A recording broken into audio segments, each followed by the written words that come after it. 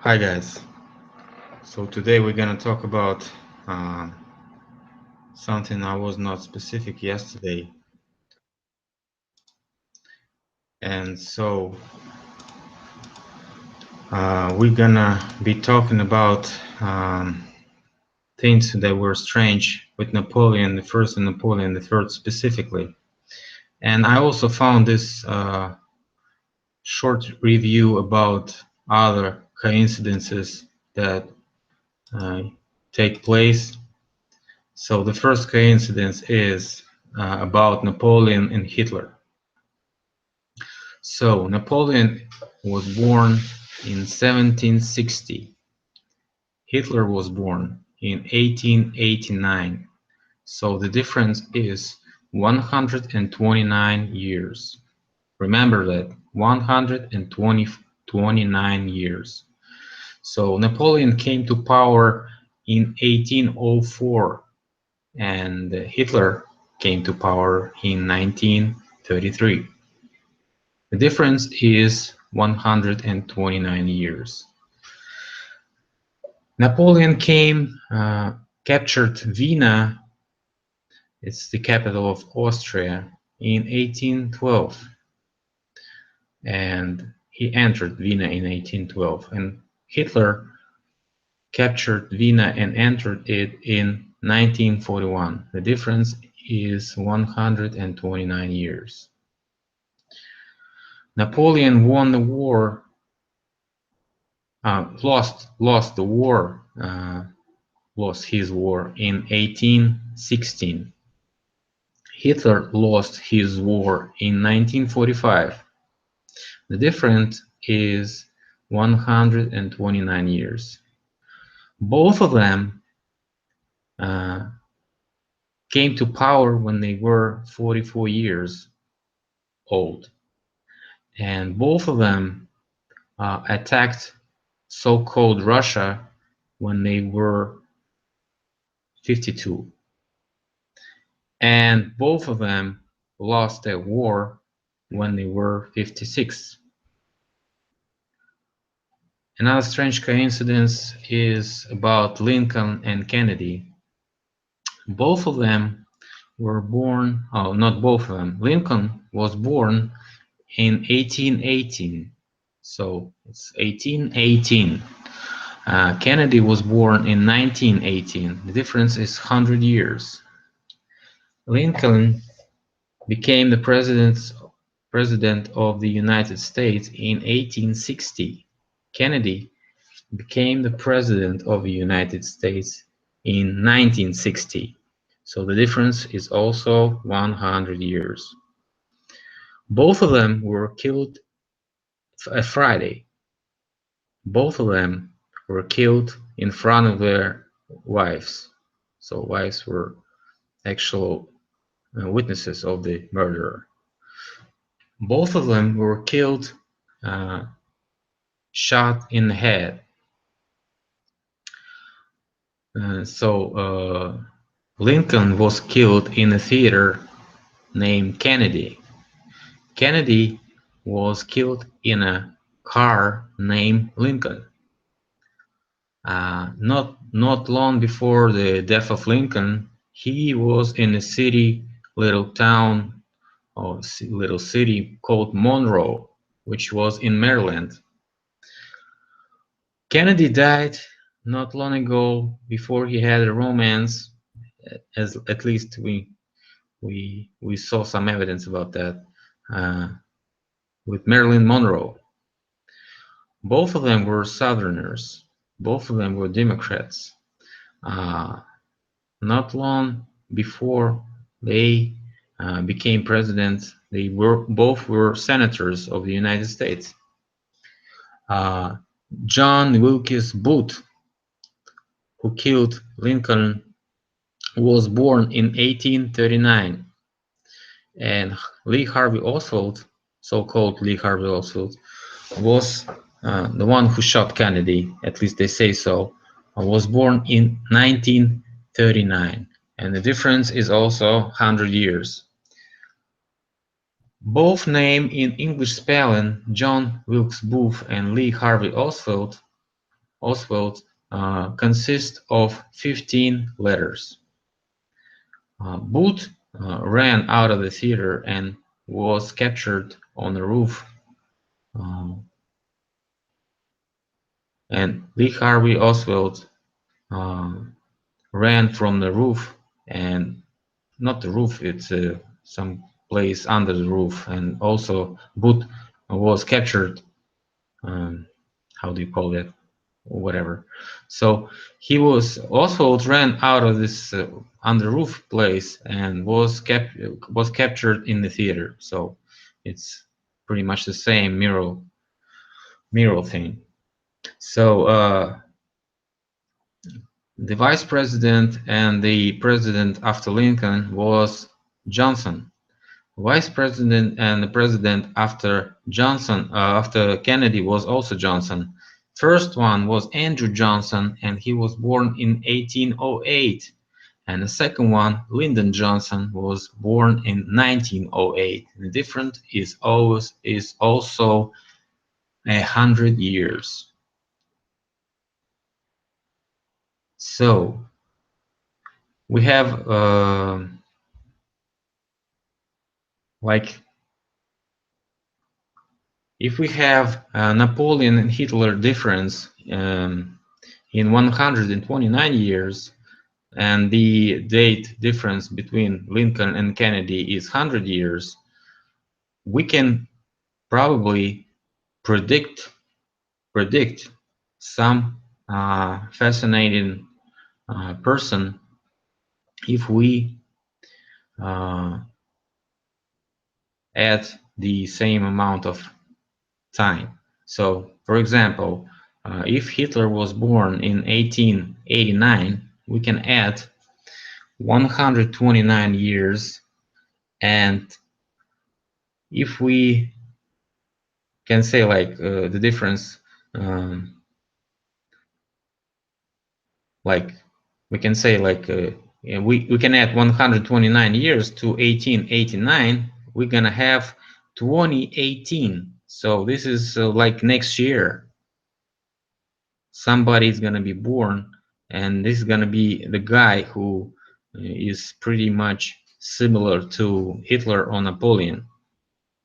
So if we gonna wanna find out when the next Lincoln slash Kennedy gonna be born, so last one was born in 1918. That's the date of Kennedy's birth. So we can add 100 and we can say it's the same 2018. So if we add and we do the same research further on, we're gonna find out that at 2060, the next Kennedy is gonna come to power, and maybe 2 years after that, the next Napoleon is gonna be come to power. So it's gonna be at 2062, and that's how we can calculate the rest of the dates. So it's just a simple math, but it doesn't actually predict anything. But we can find those coincidences in the history line. So that's what was the topic of previous video when I was talking about Napoleon III and Napoleon, let's see, Napoleon I and Napoleon III. And so, okay, let's gonna let us follow the same thing about Napoleons. So Napoleon the First became the head of France in 1799. It was in November of 1799. And at December of 1848, Napoleon I became the president of France. So the difference is not exactly the same every time. This is the difference that we see the shift, which is close to 50 years. Because if they're gonna copy the same things from person to person, we can easily figure that out, and let's like uh, debunk them or whatever, and say, guys, historians, are you crazy? You think we're so stupid? You just copying this shit, and we just, you know, have to believe you. So they don't do it exactly the same every time. Those two that we were talking about, Napoleon and Hitler and Kennedy and Lincoln, are pretty obvious. So, but the rest are not such obvious. So we see a whole bunch of fake stuff in copying Roman history to China history, and that's it's a huge topic too to discuss. And we see this about Napoleon the First and Napoleon the Third, and we see the shift is close to 50 years. So it's not exactly 50 years every time, but it's close to 50 years. So they became the head of France both, and the difference was about 50 years. So the second fact is that after 4 years, the Napoleon the First was proclaimed. After 4 years of his actual power, when he was just a head of France, not emperor. So he proclaimed himself emperor of France, and the republic became empire in 1804. So let's like figure out about Napoleon III. He was shifted to 50 years, and also after 4 years of his actual governing, he proclaimed himself emperor again. So, and republic became an empire in 1852. So the difference is almost 50 years. It's 48 years. Okay. So fact number three, just before Napoleon the First came to power in 1799, we have the Irish rebellion. It was in 1798. Okay, remember that? And just before Napoleon III came to power in 1848, we have the rebellion in Ireland. And the year is 1848. And it was also shut down just like 50 years ago. Before that, okay, not ago, before that. So also this just a strange thing. We have rebellions in Ireland just before that. So why not? Why not? Maybe it's a coincidence. So if we look a little bit deeper, we can understand that the Napoleon I was helped by the guy named Barras, so-called Barras, and the first minister with Napoleon III, the guy after that in 50 years, who had the name Barrow, just the same as Barras, but a little bit shorter. He was Barras and this was Barrow. Ho ho, okay. So in February in 1798, we proclaimed, guess what? Roman Republic with the help of entered that area, the Pops district, so-called Pops district, Pope's district, whatever, the French army and Republic, this Roman Republic, hang on just for 1 year, almost 1 year. And guess what? In 50 years, almost 50 years, in February 1849, also they proclaimed the Roman Republic again. And Republic hang on about a year and was destroyed by the Pope's district engaged French army. So again, the French army was the one who destroyed the republic. First time it was helping the republic to proclaim itself, and the second time it was destroyed by the French army, which came also in Pope's district. Pope's district again in Roman Republic. Gee. Okay, just before Napoleon was born, a Russian fleet had the war with Turkey, and it had such first archipelago expedition since 1769, and while that expedition was made in the Chesmansky battle, the Turkish fleet was completely destroyed by Russian fleet. And guess what? Just before Napoleon III was born in 1808, Russian fleet had the Turkish war and made so-called Second Archipelago expedition. And since 1806, it was done. So close, again, very close to that time. In that area, and that they also destroyed the Turkish fleet. So coincidence? I don't think so. And those facts are just endless, you know. Okay, Napoleon I had the cancer of stomach, which else this killed him, and Napoleon III had kidney stones, and it killed him. So it's not a coincidence, but when you copy something to one person to another person, you may, change a little bit something, Napoleon I was officer out from artillery, so he like shot big guns and stuff like that. Yeah. And he wrote a couple of books, little books about ballistics. And Napoleon I was also officer artillerist, and he also made a couple of little books, but not about ballistics, but about artillery. So the only son of Napoleon I,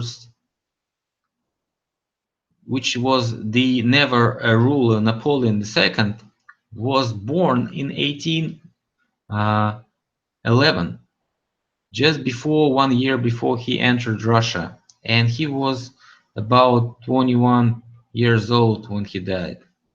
The only son of Napoleon III, which was never ruled Napoleon IV, was born in 1856, in the year of the end of Crimean War with Russia, and he also lived about 22 years, so just 1 year older than Napoleon II, so-called Napoleon II. Just like, in the time Napoleon I was organizing war with the whole Europe in help.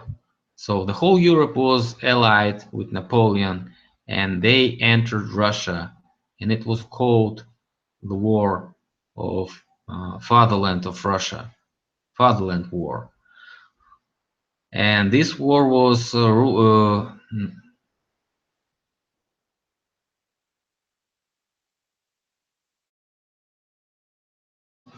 ruled at that time with two brothers, Alexander, who was the Tsar, emperor and or Tsar, whatever, and Constantine.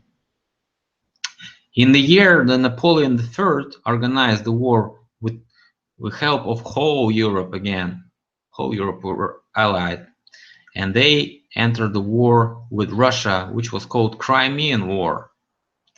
That time it was Fatherland War, and it was Crimean War. So on the side of Europe, the whole Europe, Napoleon III, and from the side of Russia, two brothers, Alexander and Constantine, just the same names, only just they were older, or not older, but 50 years shifted. So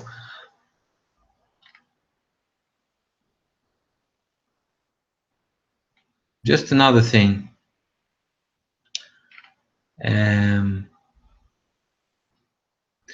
One of the leaders of the Great French Revolution, the leader of so-called left side, were Jacobins, so like Jacobins, something like that.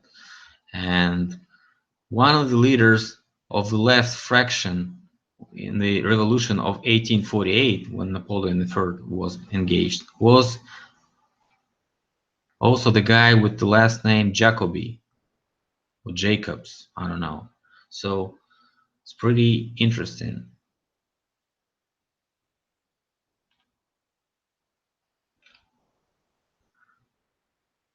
Before 10 years before Napoleon the first was taken down in 1815, there was a Italian kingdom made, and it was made uh, on his will, the will of Bonaparte, when he conquered Austria, and it was made in 1805. So he was down at 1815, and the kingdom was found at 1805, 10 years before.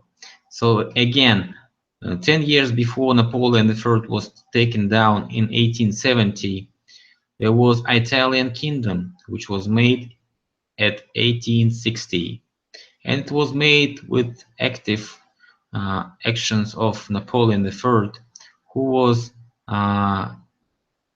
having a war affair on the side of Sardinia with the war with Austria in 1859, which was also finished with the defeat of Austria. So again, Austria, Bonaparte, Napoleon III, Napoleon I, just complete bull, if you know what I mean.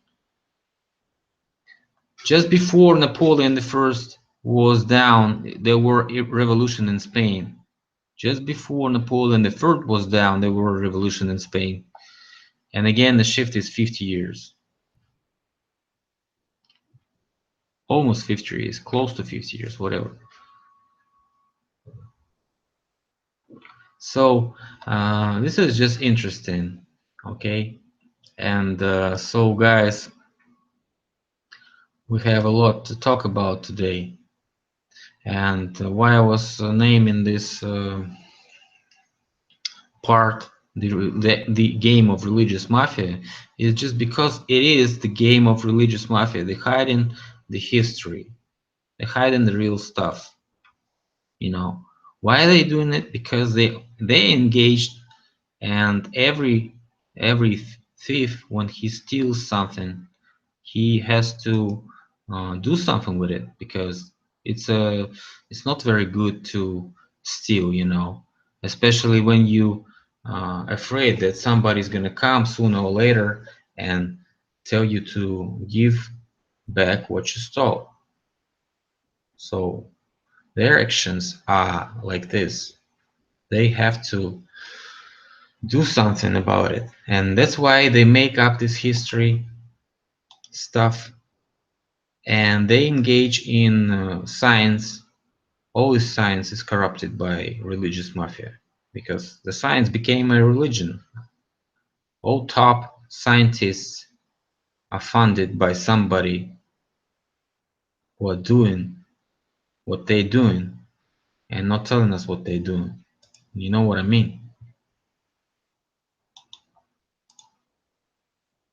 And I think you should know it, because maybe most of you guys are Christians, maybe some of you are Jews, maybe some of you are Muslims, I don't know. I was a Christian first, because, well, I wasn't born in Russia, and in Russia we have also the so-called Orthodox Church, and it's a Christian church. And we used to know something about it, but right now, while I'm doing my research, I understand that all that I know about Russian Orthodox Church is complete bull. And it was captured just like all the churches that we know. They were captured by those guys who came to power, who are hiding this information.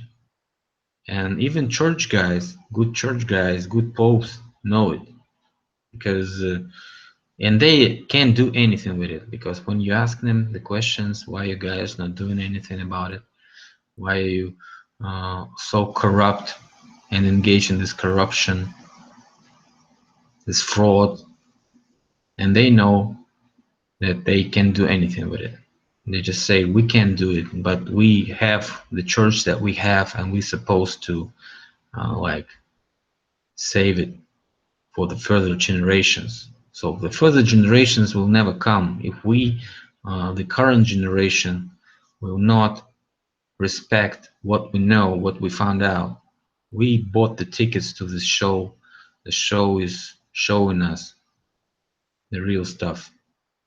And every year, every time we have it, we have new information, we have sensations, stuff like that, and they just like a pulse of information. Some of them just false flag, some information is real. So we got to do our research. The game of religion is to make us a sheeple, and they know it. That's why they were rewriting the Bible in 19th century. Check this information. It's real information. That's why we have so many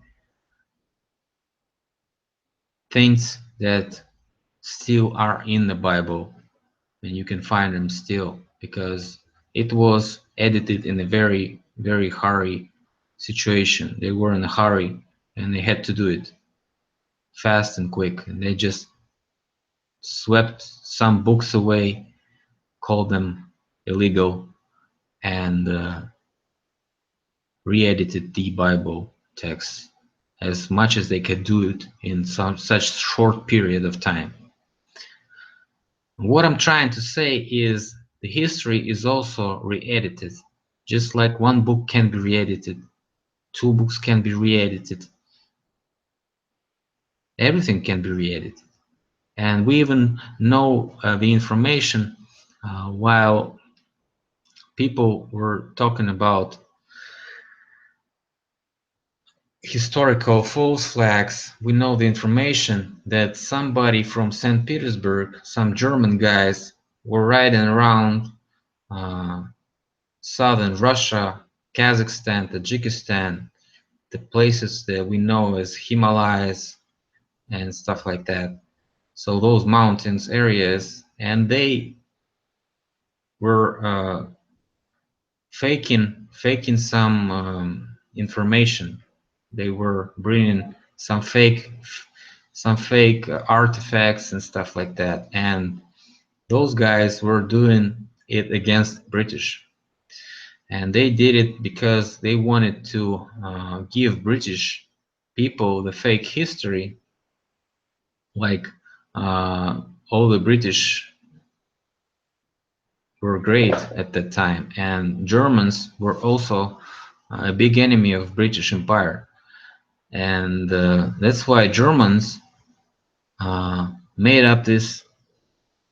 It was not exactly Germans, of course, because German government didn't know anything about it. It was a Russian German guys, because Russia were hiring Germans as scientists at that time, and because our emperor was a German blood emperor, and that's why I was talking about Holy Roman Empire, because it was just one place, and the capital was a German capital, of course, and that's why Germany was a huge power at the time.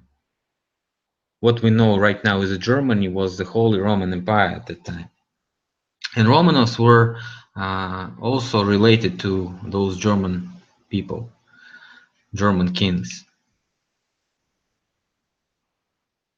And they actually did it because they hired those German scientists, so-called scientists, archaeologists, and they made those fake historical artifacts, made it to the British way because they knew the Celtic motifs and stuff like that, and they did it just the way it was. But you know who got in this trap later? It was Hitler. because they sent him the same artifacts that they found while looking around the German fake artifacts. They sent Germans in a couple of years after that to look for the same artifacts they were finding that the Germans faked. So it was just crazy thing because Stalin came to Hitler, and when he was a friend, he presented him swastika. It was very interesting at that time because swastika was sacral symbol and sacral symbol. So sacral symbolism was actually presented by Hitler, and he was thinking whether to make it an emblem of his Nazi uh, government and Nazi collaboration that he had, or do not make it and leave it just like his fake scientists were proving him that he was wrong. So he sent those scientists to Tibet, to Himalayas, and they found some Buddhist monks and showed them this symbol that Stalin gave him. And he said, you cannot accept this symbol because if you want to fight this Stalin, you have to make the symbol spin backwards. And so Hitler uh, accepted the symbol but spin this swastika backwards. And you know what actually happened to Hitler after that? Because he spinned it definitely the wrong way. He should have left his swastika the same way Stalin gave him, and that would be okay for Hitler. But he didn't, and he listened to those monks in India or Tibet or whatever. So that was actually the institution of Hitler army who researched this thing. It was called Ananerbe, and we know plenty facts about what they tried to research in Russia, why they were so interested in Caucasus Mountains, Crimea, and all those energy points that I was talking about in previous videos. So ancient civilization was a pagan civilization, and that's why Christian church always does everything to hide this information, because if you tell everybody that they were barbarian hordes, they were uneducated, some barbarian people who only know how to destroy things, uh, how can we explain that the culture of the cities of this style that we call right now the empire style is still the most beautiful style that we had in architecture? Those statues, those ancient motifs, all the designs are everywhere all around the world, and still they're used and really pretty. How can we explain that? If there was some unique architectural style that could be presented by Christian church, I would probably say that they're at least equal, because you cannot measure the style by your own opinion. You have to listen to people, you have to make analysis about that. So what do people think? What designers, what famous designers can say about it? But actually, the so-called antique style is the best style we know right now. And it's also called colonial style, it's also called empire style, or whatever you call it in different nations. It's called pretty much the same, which is uh, close to antique meaning. Roman Empire, Greek Empire, whatever. So Atlantis was the thing that actually did this unite of cultures. all around the world. And that's why so huge countries were left after Atlantis was destroyed. Destroyed by various attacks of rebellions who didn't want to have a fair trade. They wanted too much. Just like we have it today, somebody wants it too much. Couple percent of people owns more than 90% of all this wealth and goods that we got. Although they don't need that much. And that's the same situation that we had that time when Atlantis was destroyed by those people. What they figured out, if they can do a reset of civilization from time to time, what if they figured out that if you destroy the big and strong who can actually protect the ordinary people, what if they thought it would be nice to destroy all those giants that we had who actually did a protection job, all those trees that we had who were ancient system of energy transfer and information field which protected us, those huge trees that we had, and those giants that were our protectors were also destroyed by various of wars, numerous wars that those parasites produced here when they want to switch, and when they don't have enough, they switch to a less mode, and we degrade to a lower race from time to time. They can do a mud flood, they can do a great flood, they can do a freezing air or ice age, whatever you call it. There's many interesting things that they can do with all these technologies that they have, while they control the energy points of this place, this cell that we live in. So what we have to do is each and every one of us has to make his own research, and if you cannot do it, it's okay, because maybe 10 years from now, 10 years ago, I was also listening to people like you listening to me right now, and I was asking questions and I was trying to, find my coordinates in this place. I thought we left our culture. I thought we were on the wrong path. That's why I started this research and started it as just a clean sheet of paper where nothing is supposed to be believed just like that. So that's why I do it. That's why I try to make people understand that nothing is that simple. But at the same time, everything that can be called a genius thing is simple.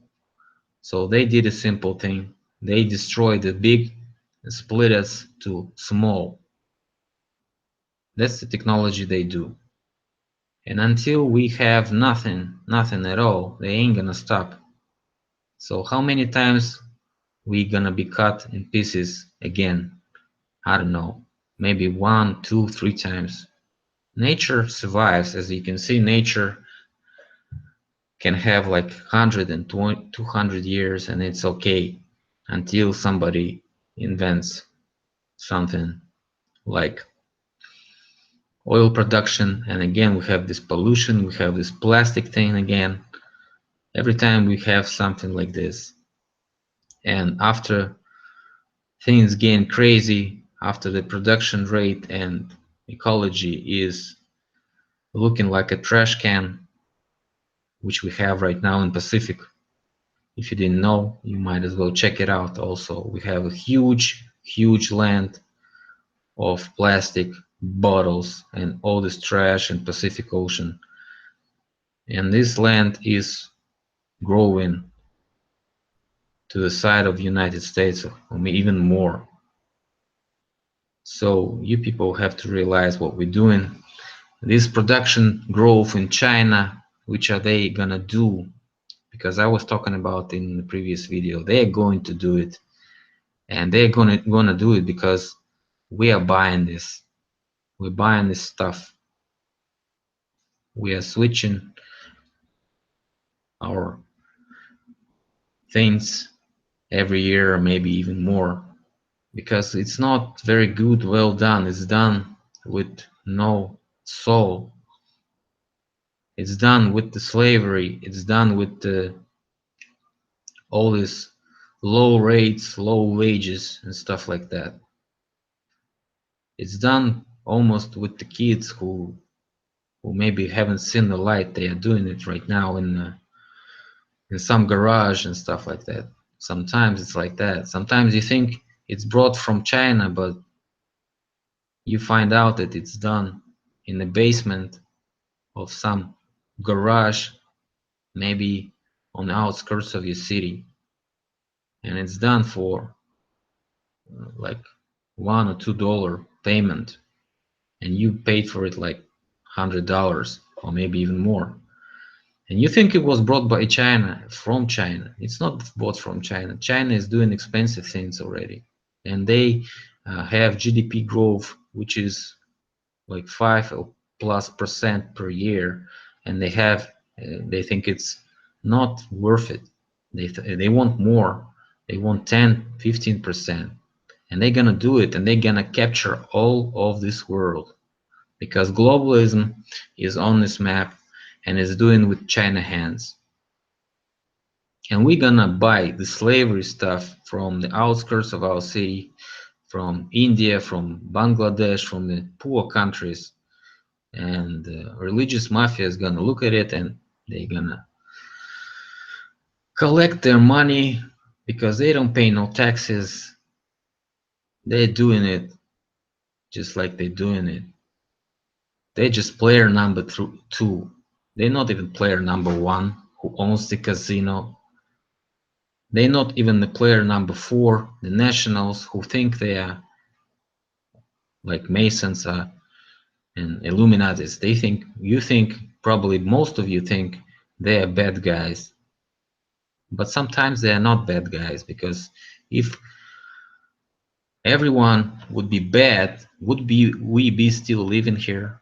No, it's not worth it, because people want to fight, and people uh, gather, and that's why this information comes out from time to time, because some good people in the higher information field, higher than we are, they know that it's time to spread the information. So that's why people like Snowden, that's why people like Assange come out. When they have to come out, they do come out, and information is spread.